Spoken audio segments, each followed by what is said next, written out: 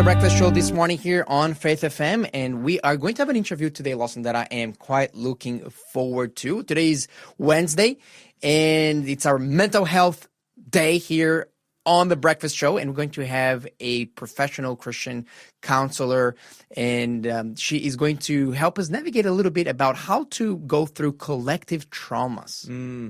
What do we do? How to understand it? Good morning to you, Lynette. It's great to have you with us on the show.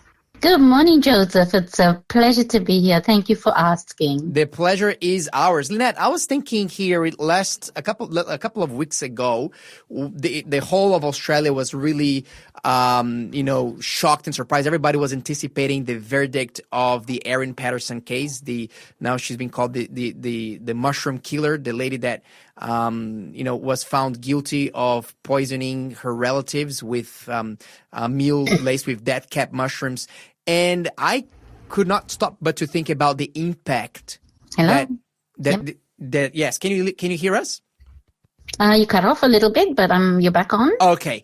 Yeah. So I caught myself thinking a lot about the impact that such tragedies have, not only in the lives of the people involved, but in the community in general. I'm thinking about, the church members that lost their loved ones, the family members, and maybe this is just one example, but we can think about, for example, natural disasters. We can talk about accidents.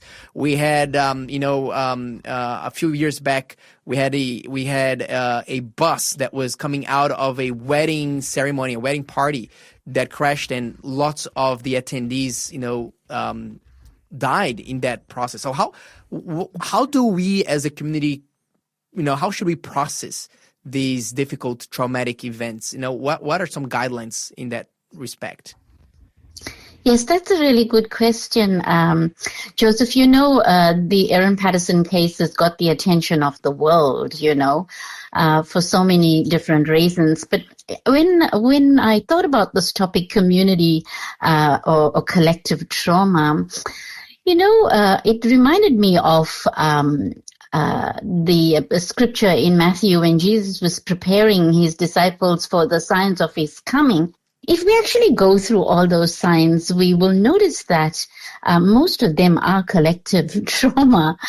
Talks about wars and disasters and earthquakes and pestilences and a whole range of things. And I think that when we look at a collective heart of people that have been bruised by either violence or betrayal or systemic injustice, it's the very air seems so heavy with grief, right? We're sometimes quite uncomfortable with that, yet we know that it requires a presence with people. I'm reminded of that wonderful example in the Bible that talks about the paralyzed man whose 4 friends, you remember, dismantled the roof and placed him at the feet of Jesus. We are called to bear one another's burdens. So in response to your questions, how do we respond to the impact? It's not about quick fixes and empty platitudes. It's about slow, steady work of presence. And Joseph, I don't know what your thoughts are, but I wonder whether we have lost the art of presence. A healing community begins when we are willing to kneel beside the broken, right? That's true. And look, I agree with you. I think that we got exposed to so much trauma, particularly through the news, that I think that sometimes we got a little bit calloused from that, and we really just like, oh yeah, it's just another tragedy, let's move on. But then it's different when it affects you, right? But then it can be a very lonely place to be, because I think that our community, by and large, we lost a little bit about that shared experience of grief. Well, shared grief, collective grief is shared grief, right? And really, healing really begins with a radical act of solidarity, choosing to step into the mess without flinching, right? Even when Jesus met the paralyzed man at Bethesda, he didn't bypass the 38 years. His question, do you want to be healed, was in fact an acknowledgement of the man's agency in the midst of his pain. I think we have to be careful, because the way we get the world teaches us that you can almost offer help and reduce it to transactions. You can make donations of food and clothing and money. You can offer prayers from a distance as well. But presence, I don't know if you recognize, demands time. So when you talk about presence, what does that mean for the individual, let's say, affected? Let's say that the tragedies, strike near to myself or my family. How can I practice that if I am one of the, let's say, the most affected persons? Yeah, I think we are called to. What did Jesus do? He spent time with the suffering. He didn't preach a sermon to the suffering. He didn't offer advice. He sat there and spoke truth, and entered into the pain of others. And when I think about the time presence demands, you know that most people are saying their time poor. Yes. Because we're caught up doing so many things. But presence requires time. It requires a cost of your own personal comfort. It requires, a commitment from you to be with, not before, right? To be with somebody. I think we've lost the art of doing that because we are such busy people. That's right. And look, let me say, I think that is actually a pretty difficult even art to master. And I'm thinking here about the friends of Job in the book of Job, where Job is stricken by calamities and his friends are trying to help. And they stayed with him for like a whole week. And then when they open their mouths, you can question, like, was that the right thing to say? What do you do when you are near a person that has been stricken by this tragedy, particularly as a Christian? Do you just stay silent next to them? Do you tell them, you share something with them with the hope? Are they in a position, is that the best thing to do? So how do you comfort someone that's going through that? What's the best practices that you found? To maybe there's, is there some, perhaps a method to that? Yeah, I think we all like, step 1, 2, 3, 4, like a formula. And I don't know that working with trauma, in all my years of practice working with trauma, that there is actually a formula. Mm-hmm. But I think a raw, unhurried presence with a traumatized community, people need witnesses. They don't need advice givers. They need us to sit in the mess and listen. And we even lose the art of listening, right? Attentive listening is such a powerful, in counseling, such a powerful therapeutic tool, because we're not listening to the obvious. We're listening to also not just what is being said, but what is not being said, right? We are also called as Christians particularly to dismantle the barriers that have caused the trauma and the pain for people too, and that requires a greater cost to ourselves, moving out of our own comfort zone, Healing isn't a program. I have this term for myself that healing is a posture of bending low. Can you expand on that a little bit? So, can you expand on that a little bit? Like, healing is a posture. A posture of bending low.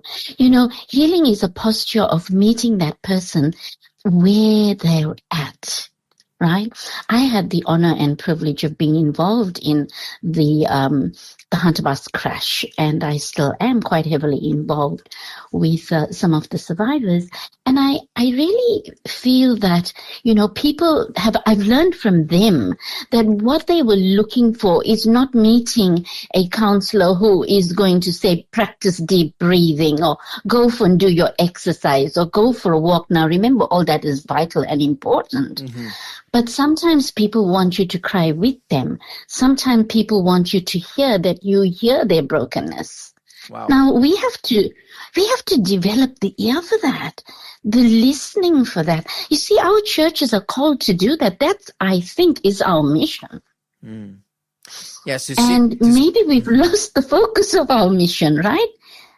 But how do because you how many in our... Sorry. No, go ahead. You Yes. go. Yeah, no, I was going to ask, how do you find the balance there? Because, you know, in one hand, we want to be with them in their pain. I'm thinking here about a very, a couple very, very close friends that they tragedy knocked at their doors when they lost, a baby, that in the middle of the pregnancy for apparently no reason. And you feel like, how can I at the same time offer sympathy, but also respect people's spaces and boundaries? Hello, you there? Yeah, I'm here. Can you hear me? Okay.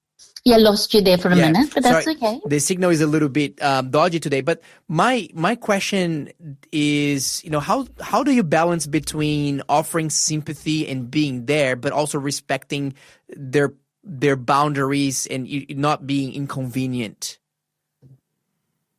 Well, I'm not sure that I understand the question fully, but are you saying how do we be present without fixing or without? They let you in. They let you in. Presence allows, opens the door to people allowing you to come in, right? If we're not going in to fix things and to do some patchwork or say, I'm praying for you, just listening to people, asking questions, allowing them to tell their story. Remember that when we have trauma, it's an opportunity for God to actually move in and turn our traumas into powerful stories. So sometimes we have to admit that we are also wounded, right? Because our stories can become a testimony. So sitting with the wounded is important for us to recognize that we may have been once more wounded ourselves, or we may be in a wounded space ourselves. So sometimes our testimonies can be powerful, right? I think as a church, we have a responsibility to be a healing sanctuary, a healing place for the broken. That the one whose marriage is broken can sit in the pew and feel accepted rather than judged, right? Because we have sometimes our spiritual communities become places of betrayal rather than healing. And so we need to sit with that. I just want, if you take away anything today, Joseph, I want us to unpack the value of presence. Because even in our devotional life, we need to experience a presence with Jesus, right? Yeah, and I think this is powerful. Because often, as you said, we either tend to want to fix things or to just avoid being present at all. But what you're saying here is that part of the healing process, and a big part of that healing process, is actually just to be present, just to share in the pain of others. And that is a crucial part for healing. Yeah, and one more thing I want to share, Joseph, that, the book of Lamentations gives us lots of wonderful wisdom, and also the book of Psalms. When we're dealing with collective trauma, sometimes we don't have the language. Yes. Okay, there isn't words. Okay, and Psalms teaches us that groans are so deep that words have to be turned into prayers, right? So I want us to think about what lament is. Lamenting isn't a passive wallowing. It's really an active truth-telling before God. When you're sitting with somebody who is suffering, and you have the opportunity to even, you may be the Jesus for them, right? Jesus working through you, okay? And you may have an opportunity to pray with them. You may have an opportunity to just, sometimes even just hold their hand. Now, the world psychology teaches us no touching, no close proximity, but really healing from trauma requires close proximity. Yes.